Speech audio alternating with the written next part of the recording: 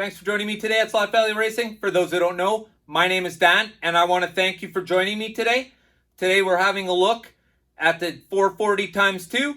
Of course, it's the Tyco Mattel cars. I'm looking at the Cars and Crews set once again. We've done hop-ups before of these cars, and things went awry. So, we're here today to talk about what went wrong. And then in series number 2, I'm going to be redoing the cars, at least the last two, and we're going to switch around the armatures and see if that makes a difference. If my theory is correct, that's exactly the problem we've had, and these cars should fly even better than they are right now. So, I want to thank you all for joining me today. I want to thank you all for watching. Before we get going, I would just like to say, don't forget to check out your local HO. These guys are working really hard to put out content to keep you guys interested. 10, 9, ignition sequence start.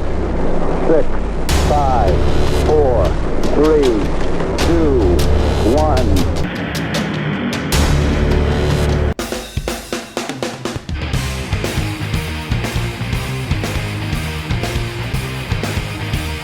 Alright, so let's have a look at the lineup. We'll start off with the number 5 Kellogg's car. These are all Mattel Tyco 440 times 2 Cars and Crew.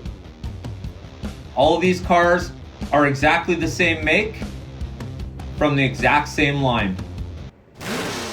So we can see these cars are running at a value of about 3 right now.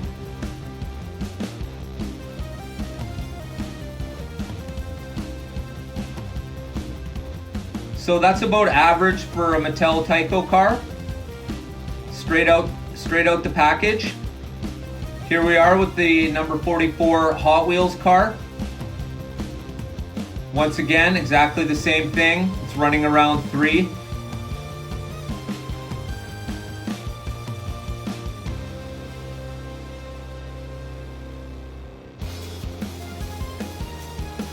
These cars run so smooth. The tires are almost perfectly round on all of these cars. Here we have the number 43, the STP car. Once again, these are all Mattel Tyco 440 times 2s. And this car, as you can see, is definitely above average. This is one of those rare cars that was built exceptionally well, I guess. Ideally, there really is no difference. It's just happens every once in a while. And of course, here we have our final car. It's the number 10 Tide car. And it's running around 3 as well. So we have 3 average cars and 1 above average car.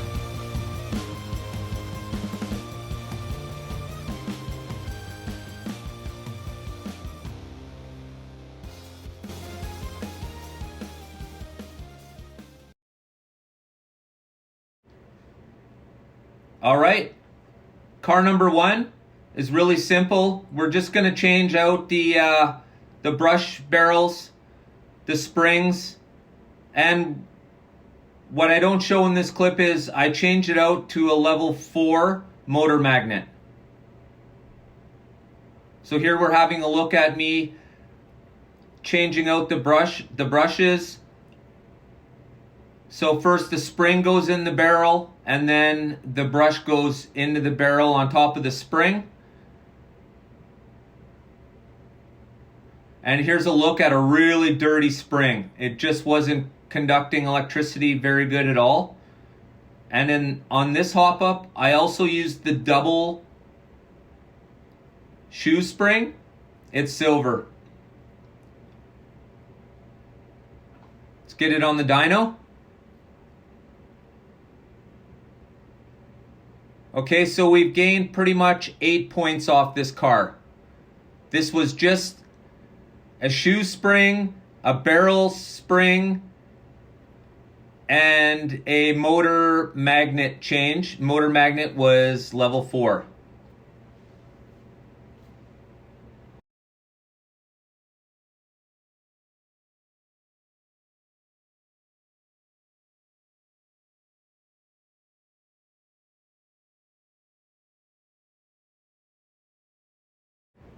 Here we're having a look at the clip I made to hold the motor together so it doesn't all fall apart once you put it together. Simple little clip.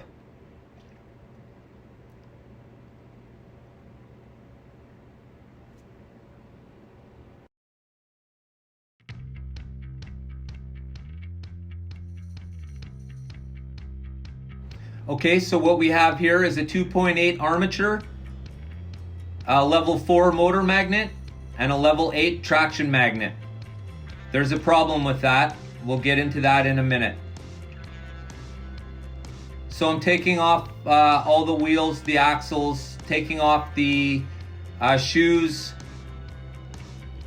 I'm gonna pop the motor out right away.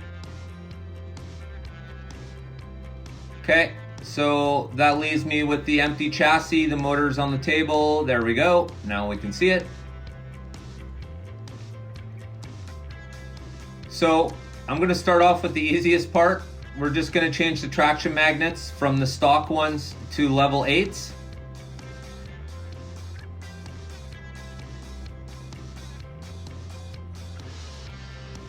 And they just, once the motor's out, they just poke into the side.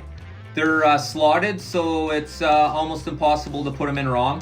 I don't think you can put them in upside down. I haven't really tried. It seems like something stupid to do to me. So I just assumed that they would only go in one way due to the fact that they're stepped to fit in properly. So here we are. I've got them in now. You can see I have a metal guide pin there. I put metal guide pins on almost all my cars. Okay, so here we are. These are level 4. And I know these are level 4 because level 4s have lines on them so that you can see the white line and the red line. That's how I know they're from Viper, and that's how I know they're level 4. The level 8 motor magnets only have one white dot on them. That's it. Okay, and it would have been a little better, I guess, if I would have showed what was just happening there. But as you can see, I've just now changed the motor magnets. So now we're going to refresh the brush barrels.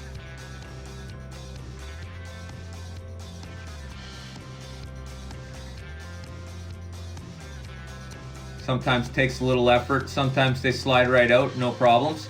Either way, it's all good. So here we are. We're going to take out the old armature. Got to take the pinion off the back first. And there we go. And now we're putting a 2.8 armature with a level 4 motor magnet. Now we come into our very first problem with this build. A level 4 magnet is not powerful enough to turn the 2.8 ohm armature. It needs to be bigger. So you can see there's how I use the clip to hold the motor together so it doesn't just keep all trying to fall apart. I've now put the pinion gear on the back of that. Here are the brush springs, pardon me, these are the shoe springs. These are the doubles. They're silver, and they were purchased through viperscaleRacing.com. Thank you very much, Dan Cronin and team. I appreciate it. So I'm just giving a little clean there on the, there we go. You see how it just sits in the tube? Because of the spring already being in the tube, it wants to bounce back out, but not all the way. It still sits in there pretty good. All right, give it a little spin a few times just to make sure it's working before we jam it back in the chassis. Now, normally it's just one spring, so the spring will go in and sit against the back and then up against the bottom of the barrel. Because this is a double, it wants to pop off because it's only used to having to sit at the bottom of the barrel and not at the top as well. It's a little, just creates a little more ingenuity, I guess you could say. So here's how easy it is. Really, when you're putting the shoe back on, it goes behind the spring, under the barrel, and you push down. It's really just that easy. Fantastic once again. It really shows how Auto World is just going out of their way to make our hobby way too difficult. Having to put that little tiny spring on the little cup while you put the shoe down is absolutely retarded. Yes, that's a capital R with retarded on the end. There we go. You notice I'll be giving it a spin every once in a while. Things happen. I just want to make sure everything's running smooth. And here, of course, I'm popping the axles back in, and we're about to put it on the dyno.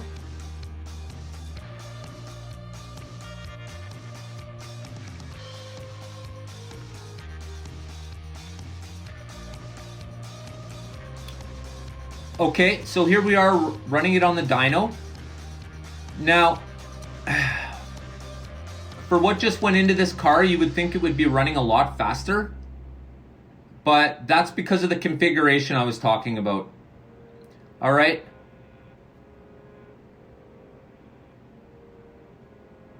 So here what's happening is we're going to put a level 8 motor magnet with a whatever ohm armature this is that it comes with, 6 ohm armature.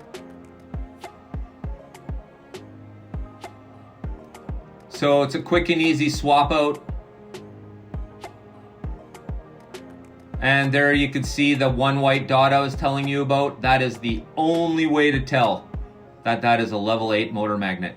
Now, my problem here was, as I've already stated, you can see me, I'm putting the double spring shoe spring on right there. And you see how I have to hold the end of the barrel?